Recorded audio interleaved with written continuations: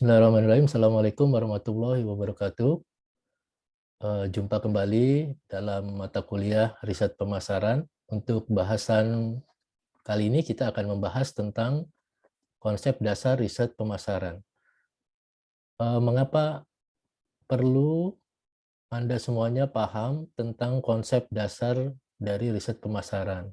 Hal ini tentunya terkait dengan apa-apa saja yang nanti bisa Anda lakukan dalam melakukan kegiatan riset pemasaran. Nah, hal ini penting untuk diketahui oleh Anda semuanya terkait dengan bagaimana cara kita nanti mencari data, kemudian mengolah data, terus kemudian menjadikannya sebuah laporan. Nah, itu harus diuraikan terlebih dahulu dalam sebuah konsep dasar dalam riset pemasaran ini. Ya, oke, baik. Seperti yang sudah Anda pelajari sebelumnya, bahwasannya perusahaan itu didirikan oleh seseorang dengan memiliki tujuan-tujuan tertentu. Nah, banyak sekali tujuan dari perusahaan itu didirikan. Antara lain mencapai target penjualan tertentu misalnya, atau mendapatkan keuntungan, kemudian bisa meningkatkan pasar, terus kemudian mempertahankan eksistensi, ya, terus kemudian bisa bertumbuh gitu ya, memberikan pelayanan sosial. Nah, ini artinya setiap perusahaan itu memiliki kewajiban untuk selalu menjaga apa yang sudah menjadi tujuannya itu. Tentunya akan timbul permasalahan-permasalahan ke depannya menyangkut pencapaian tujuan tersebut. Nah, untuk itulah biasanya perusahaan-perusahaan itu sering melakukan berbagai macam kegiatan untuk mencari hal-hal yang menjadi pokok permasalahan di dalam perusahaannya, serta menentukan langkah-langkah kebijakan selanjutnya. Seperti itu ya. Nah, untuk mencapai tujuan tersebut, setiap perusahaan itu perlu memiliki yang namanya pasar. Ya, pasar untuk produk atau barang atau jasa yang dihasilkan oleh dia. Nah, ini terkait dengan bagaimana produk tersebut diciptakan sampai dengan dia menemukan pasarnya. Nah, kalau didefinisikan, pasar adalah setiap konsumen, baik itu konsumen rumah tangga maupun konsumen yang sifatnya kelompok, ya, atau organisasi yang memiliki kebutuhan dan keinginan. Kebutuhan dan keinginan ini biasanya terkait dengan produk yang ditawarkan oleh perusahaan tadi. Ya. Untuk konsumen akhir, biasanya terdiri dari individu dan rumah tangga yang biasanya membeli barang-barang untuk keperluan dikonsumsi. Nah, sedangkan untuk konsumen organisasional biasanya disebut sebagai konsumen bisnis. Ya, ini perusahaan-perusahaan, terus kemudian dunia industri, terus kemudian perusahaan-perusahaan yang sifatnya menjadi perantara, ya, intermediis dan sebagainya. Nah, itu semuanya dimaksudkan sebagai bentuk dari tujuan akhir dari suatu perusahaan itu dalam melakukan kegiatan usahanya. Jadi dia harus punya pasar. Nah, seperti itu. Siapa yang disebut pasar di sini? Ya tentunya konsumen-konsumen yang akan membeli barangnya. Oke. Terus kemudian yang selanjutnya, tadi dikatakan tidak hanya pasar yang dibutuhkan, tapi juga produk yang dihasilkan sangat penting. Perusahaan memiliki pasar tapi tidak memiliki produk yang akan dipasarkan juga tidak bisa mencapai tujuan perusahaan. Kemudian perusahaan memiliki produk tapi tidak memiliki pasar, produknya mau diapakan, kan seperti itu ya. Nah, terkait dengan produk yang dihasilkan oleh perusahaan atau yang ditawarkan oleh perusahaan itu bisa bermacam-macam jenisnya. Ada produk yang berupa barang.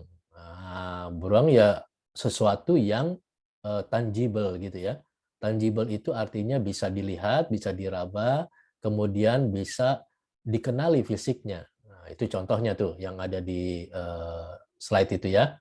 Ada handphone, komputer, mobil, sepeda motor, dan sebagainya. Kemudian ada juga jasa. Ya, jasa adalah produk yang bersifat intangible, tidak kelihatan.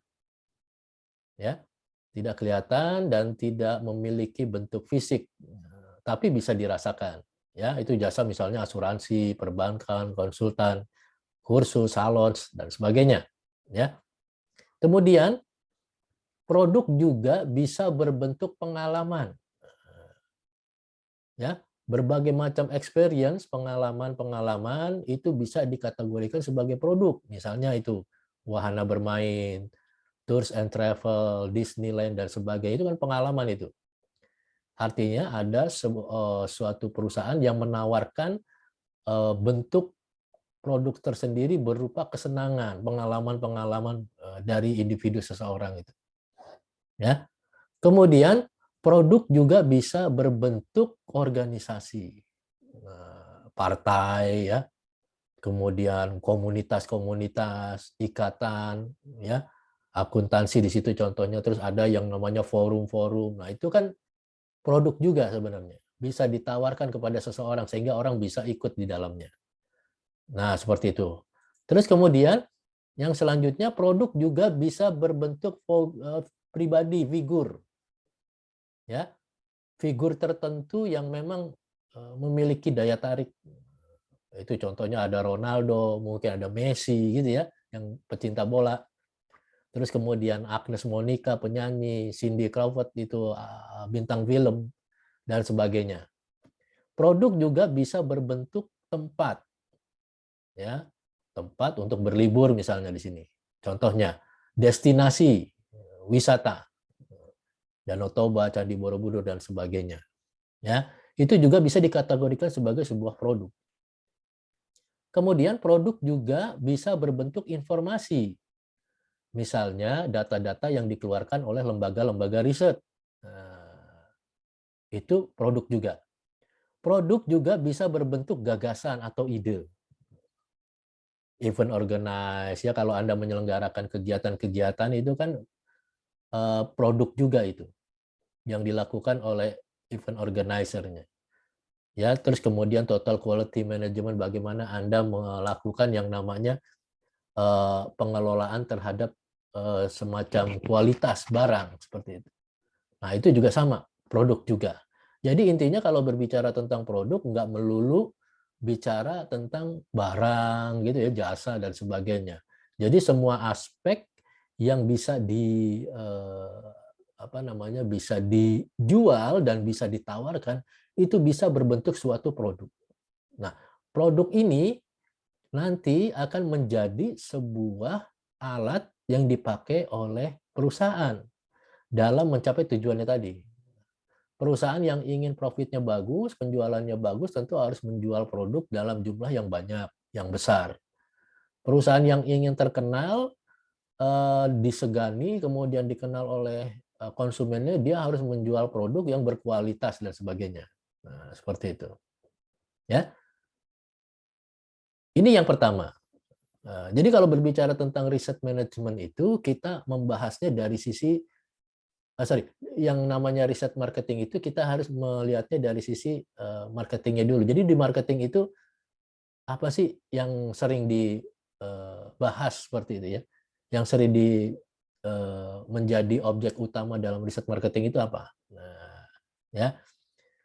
Terus kemudian yang selanjutnya, setelah mengetahui apa yang menjadi tujuan perusahaan, terus kemudian produknya berupa apa, langkah selanjutnya kita harus memahami konsep pemasaran. Nah, didefinisikan bahwasannya pemasaran adalah proses sosial dan manajerial di mana individu atau kelompok mendapatkan kebutuhan keinginan mereka. Dengan cara bagaimana? Dengan cara menciptakan, to create it. Dengan cara menawarkan, ya, dengan cara bertukar satu dengan yang lain dan sebagainya. Ya.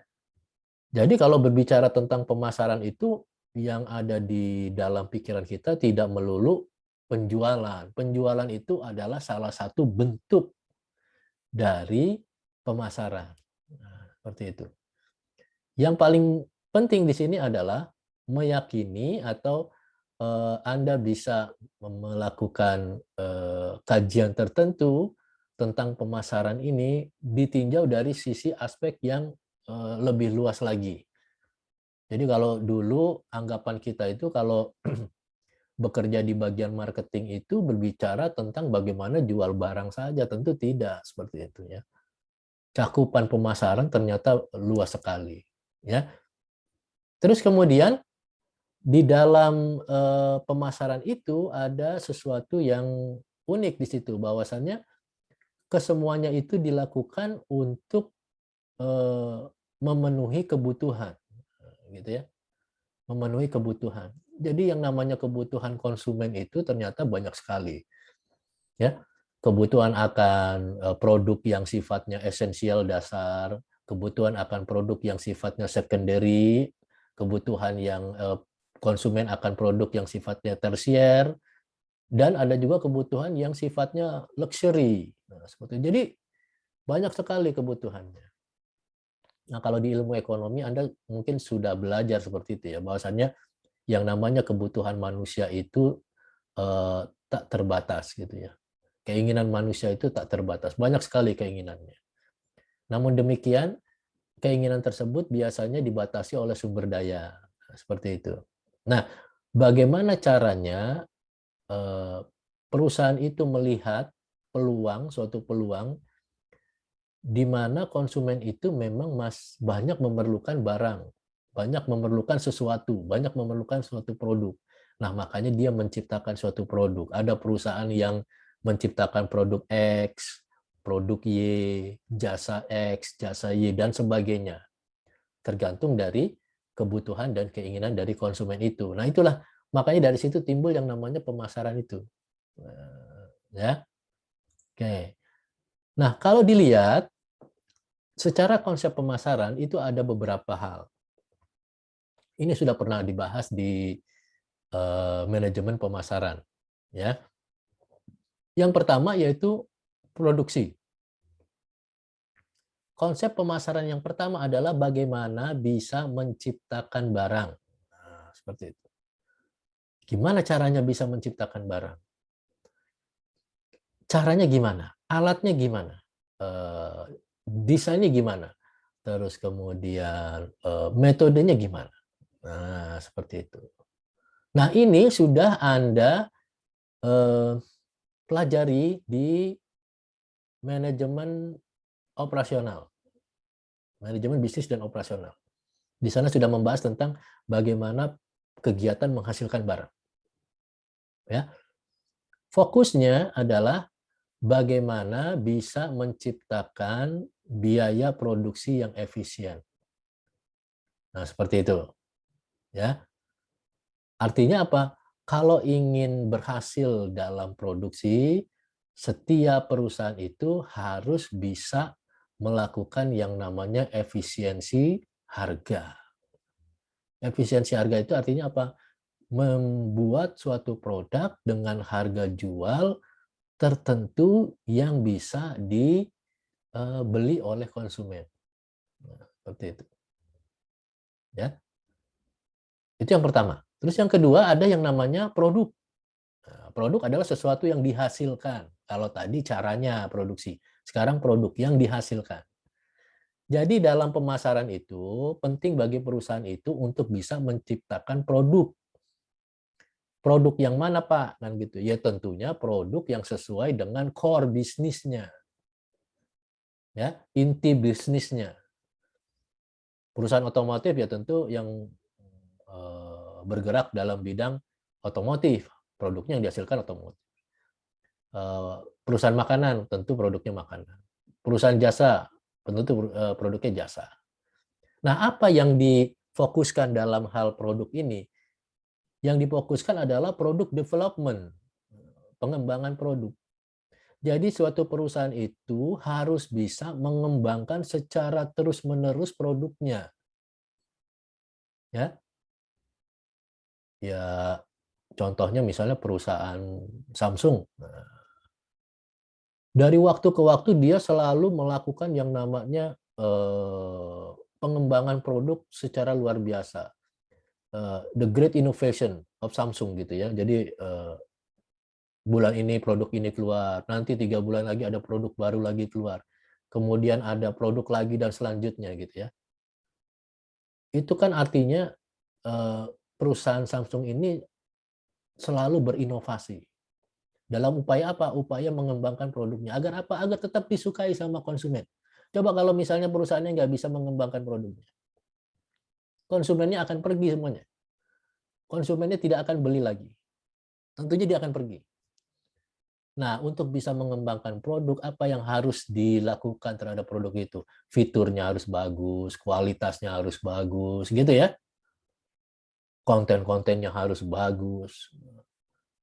Jadi nggak bisa tuh saat ini, di era sekarang ini, memproduksi barang standar. Maksudnya barang-barang yang ya apa adanya gitu ya. Gitu. Jadi emang harus high innovation. Inovasinya harus tinggi. Ya.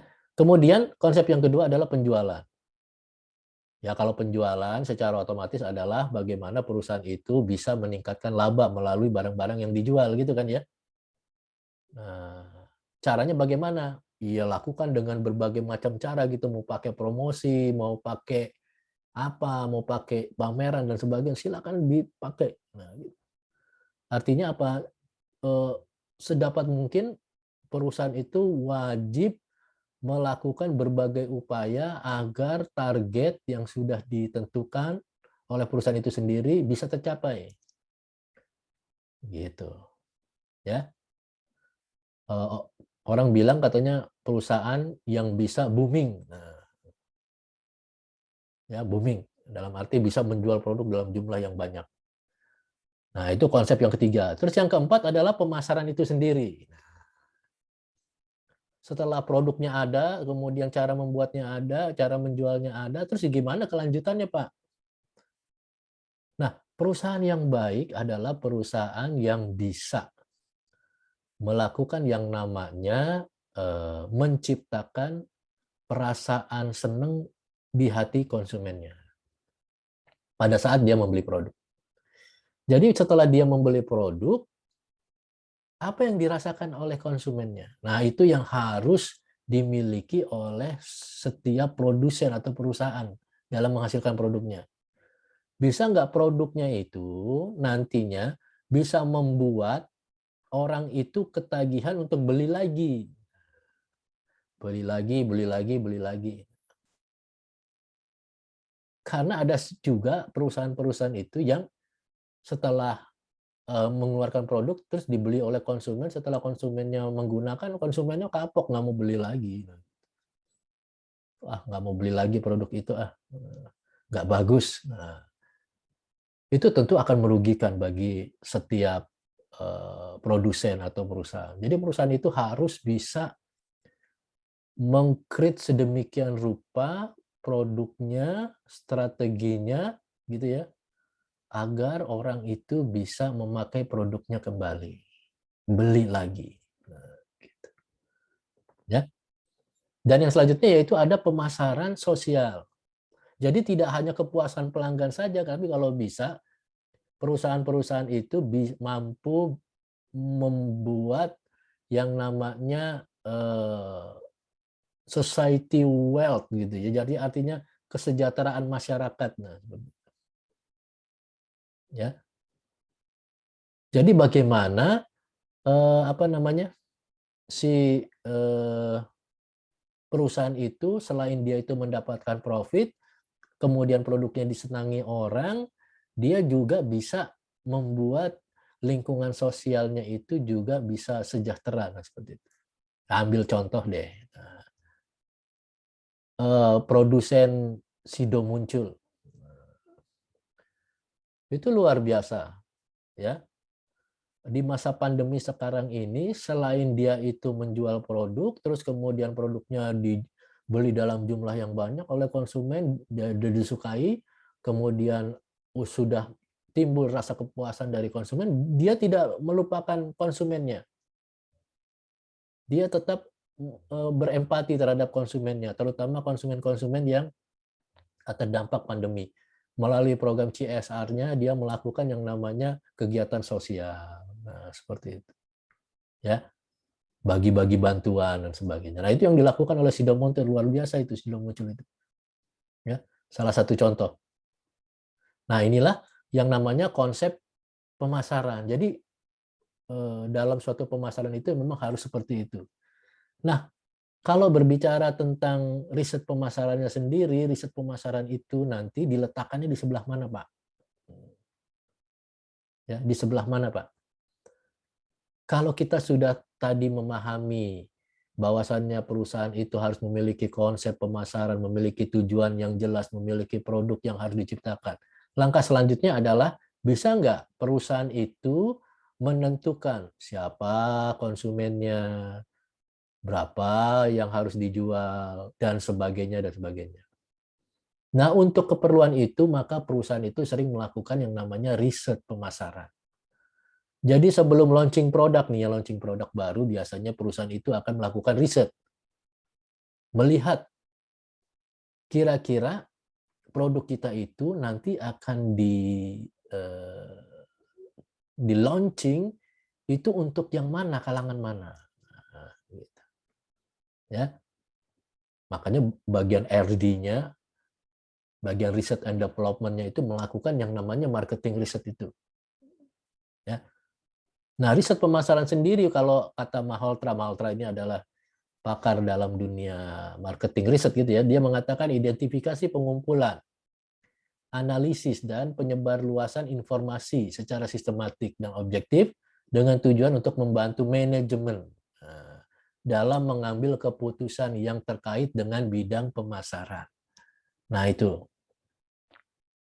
Jadi kalau perusahaan itu ingin maju seperti tujuannya awal tadi, enggak langsung bikin produk, produksi, jual. Nah, enggak seperti itu ternyata.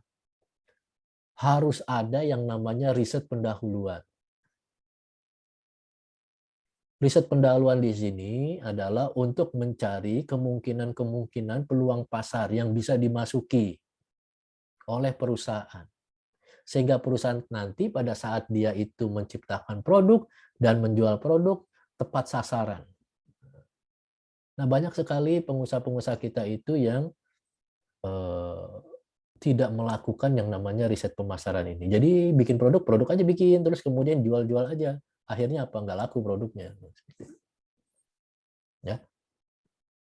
Nah, Anda lihat coba tuh bagaimana produk Aqua itu bisa sampai jaya sampai saat ini, booming seperti itu. Nah, tentunya kan didasari oleh riset pasar yang luar biasa, yang dilakukan secara kontinu, riset pasarnya.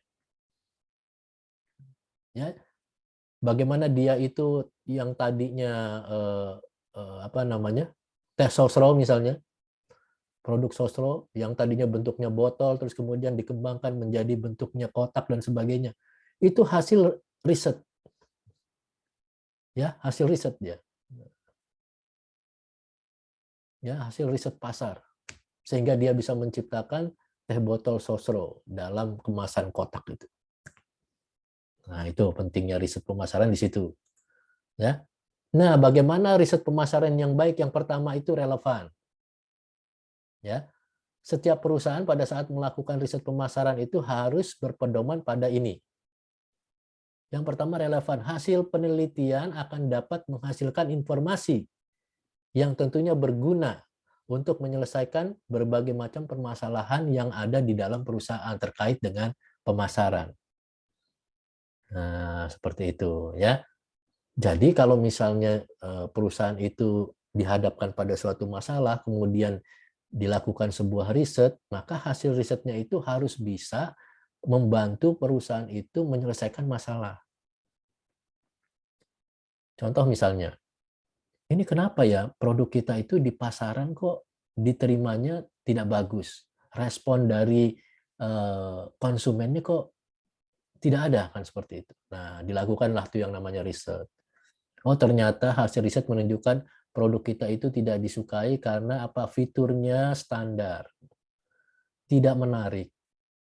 Kemudian dari sisi konten tidak bagus.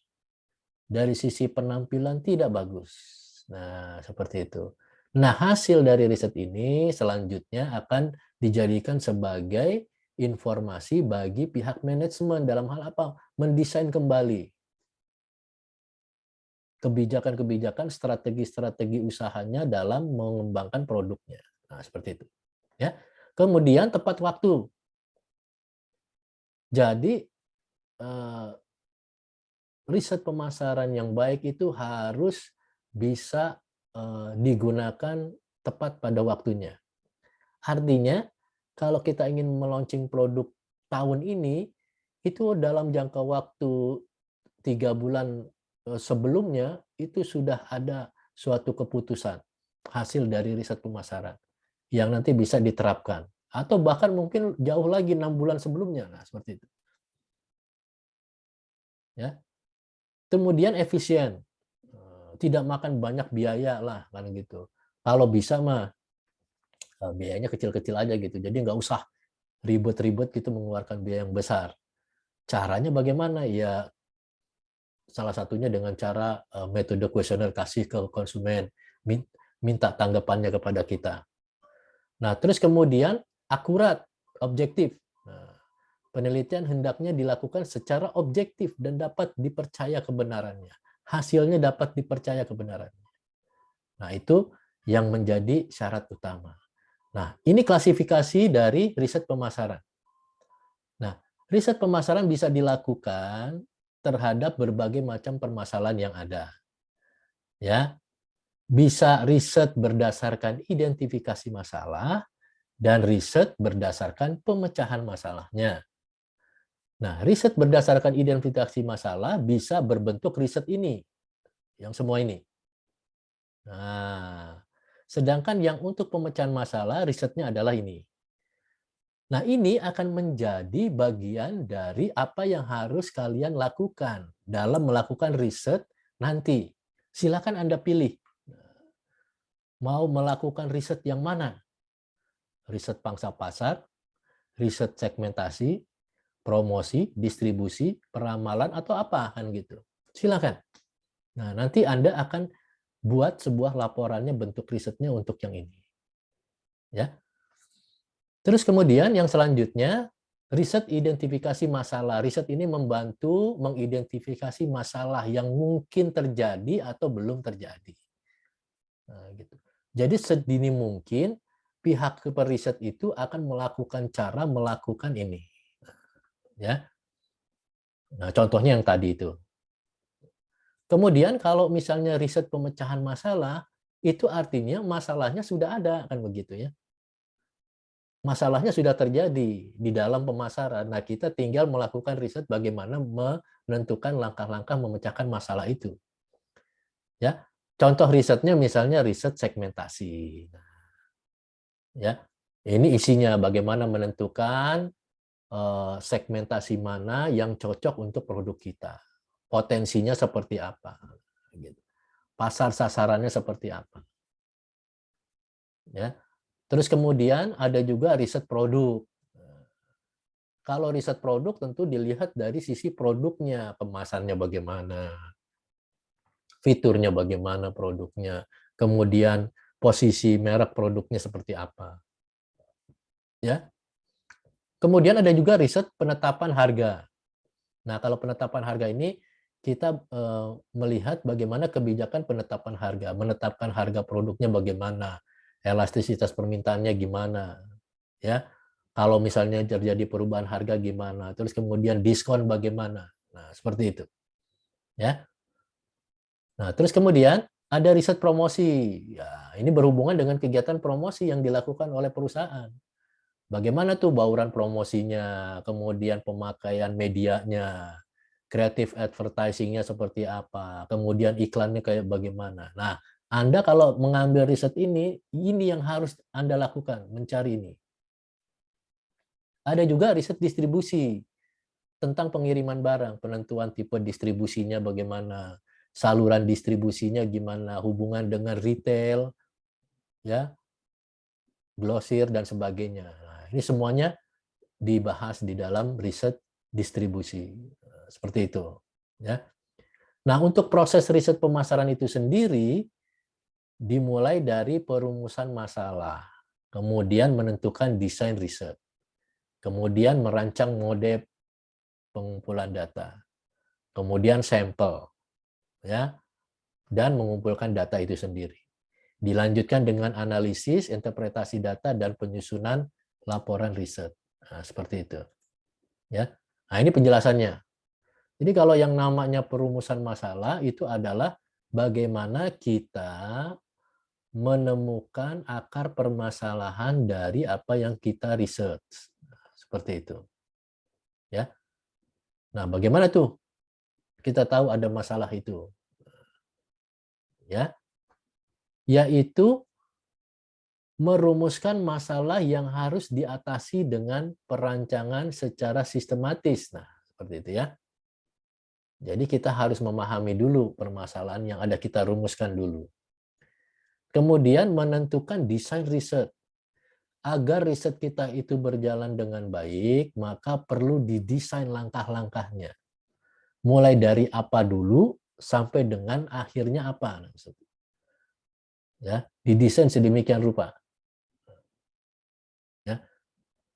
Nah, sumber informasi dan desain riset harus selaras dengan dan yang bergantung pada sejauh mana masalah diketahui. Jika hanya sedikit yang diketahui, maka bisa dipilih eksploratoris. Nah, seperti itu. Jadi kalau masalahnya banyak, ya tentu kita harus melakukan desain mulai dari pengumpulan data, kuesioner dan sebagainya, ya sampai dengan alat analisanya. Tapi kalau masalahnya sedikit, ya masalahnya sedikit, nggak terlalu banyak, kita bisa melakukannya dengan cara nanya kepada ahlinya. Ini gimana sih Pak? Untuk mengatasi masalah ini seperti apa? Nah, tanya kepada ahlinya. Nah, atau juga bisa menelaah literatur. Ya, oke. Terus kemudian perancangan metode pengumpulan data. Nah, yang kemarin kita bahas tuh. Jadi data yang mau dikumpulin itu berupa data apa? Apa data primer atau data sekunder kan seperti itu. Kalau data primer itu artinya kita terjun langsung ke lapangan, mencari informasi-informasi yang langsung berhubungan dengan konsumen kita. Entah menggunakan kuesioner, entah menggunakan apa, nah, seperti itu. Ya. Tapi ada juga data sekunder, kita cukup mencari referensi yang berasal dari tulisan-tulisan, pendapat, gitu ya. Nah, itu kita bisa jadikan sebagai alat pengumpulan data. Kemudian ada perancangan sampel dan pengumpulan data, nah, gitu ya. Jadi ngerancang sampelnya seperti apa kan kita tidak mungkin gitu menanyakan seluruh konsumen. Tentu hanya beberapa saja ya yang memakai produk kita. Nah, itu kita bisa pakai itu. Kita gunakan metode samplingnya seperti apa. Nah, ya. Ini nanti ada belajar kita tekniknya. Terus kemudian ada juga jumlah sampelnya tadi. Nah, dikarenakan jumlahnya banyak konsumen kita mungkin ya. Nah, kita nggak tahu persepsi mereka seperti apa terhadap produk kita. Nah, kita bisa melakukan riset terhadap mereka. Caranya bagaimana? Ambil dari beberapa mereka itu sebagai sampel.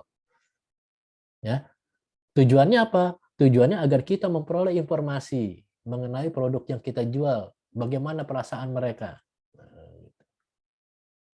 Dan yang selanjutnya adalah analisis dan interpretasi data. Jadi kalau semua datanya sudah ada, kemudian kita analisa. Caranya bagaimana?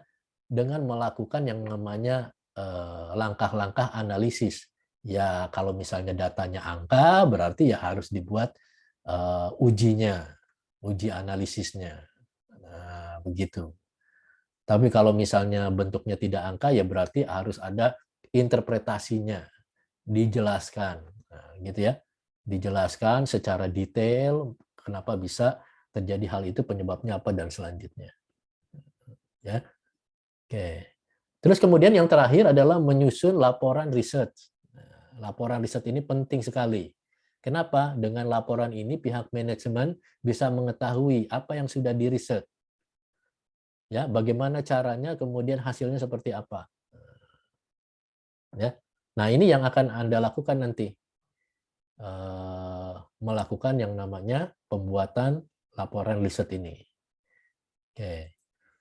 Nah, kalau dilihat dalam proses riset pemasaran, ada beberapa kunci guidance yang bisa Anda jadikan sebagai dasar dalam menyusun sebuah riset pemasaran.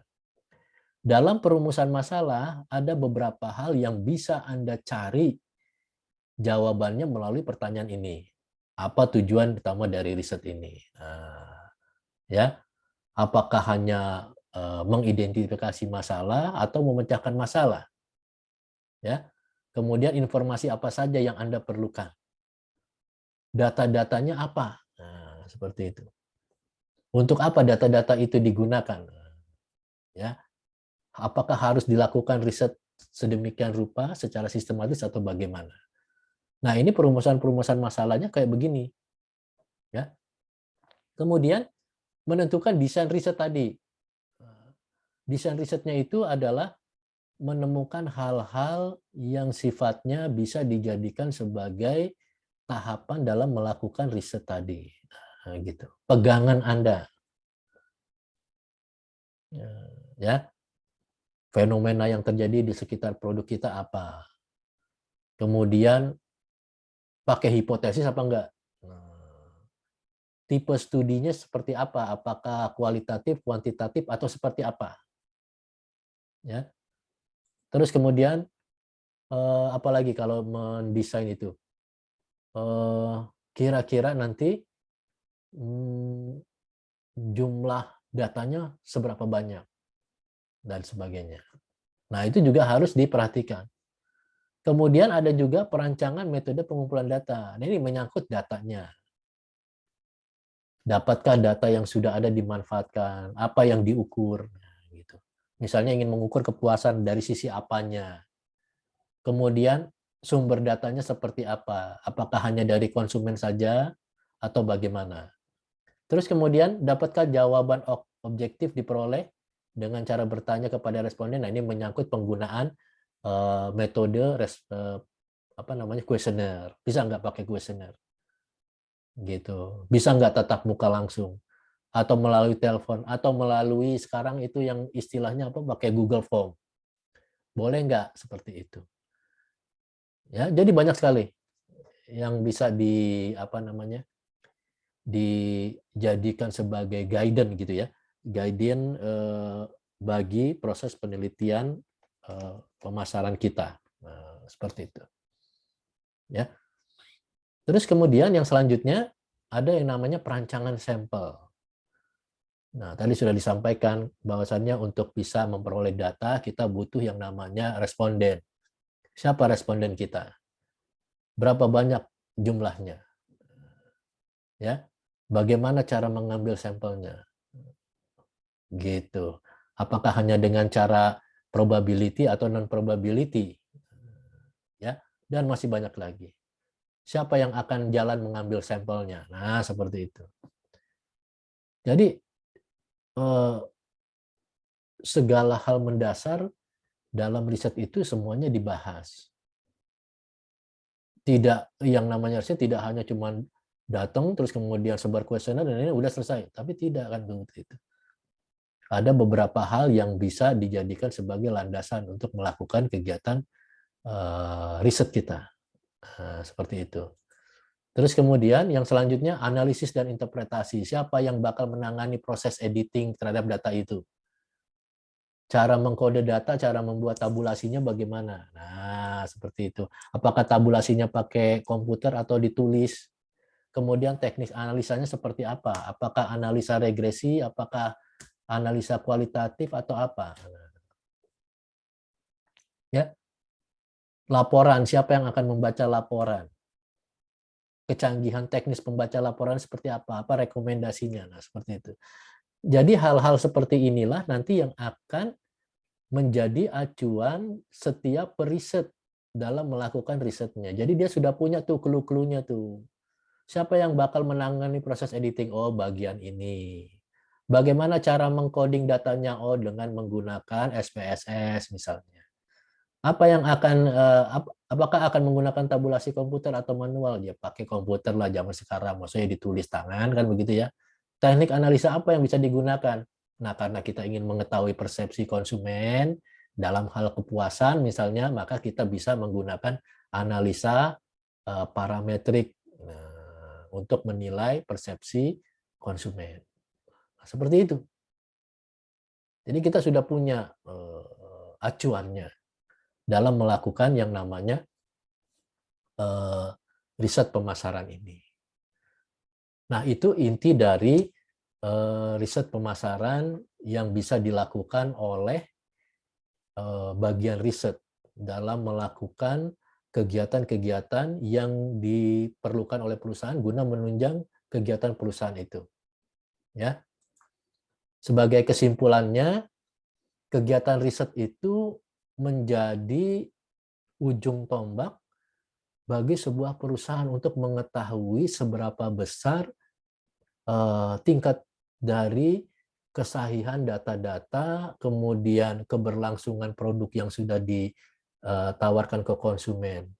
Melalui riset pemasaran ini, pihak manajemen akan mengetahui posisi keberadaan produk kita, konsumen kita, strategi bersaing kita, strategi promosi kita, apakah harus dikembangkan atau tidak, dan sebagainya. Nah itu. Jadi, berhasil atau tidaknya suatu perusahaan dalam mengembangkan suatu usahanya itu tergantung dari hasil risetnya. Nah, seperti itu. Baik, itu tadi pembahasan kita mengenai konsep dasar riset pemasaran. Mudah-mudahan apa yang sudah disampaikan tadi Anda semuanya paham, memahami ternyata begini loh riset pemasaran. Dan untuk melakukannya ada langkah-langkahnya. Oke, baik. Saya rasa cukup apa yang saya sampaikan pada pertemuan kali ini. Nanti kita jumpa lagi minggu depan dengan pembahasan yang lain. Terima kasih. Sampai jumpa lagi dan tetap selalu jaga kesehatan. Wassalam.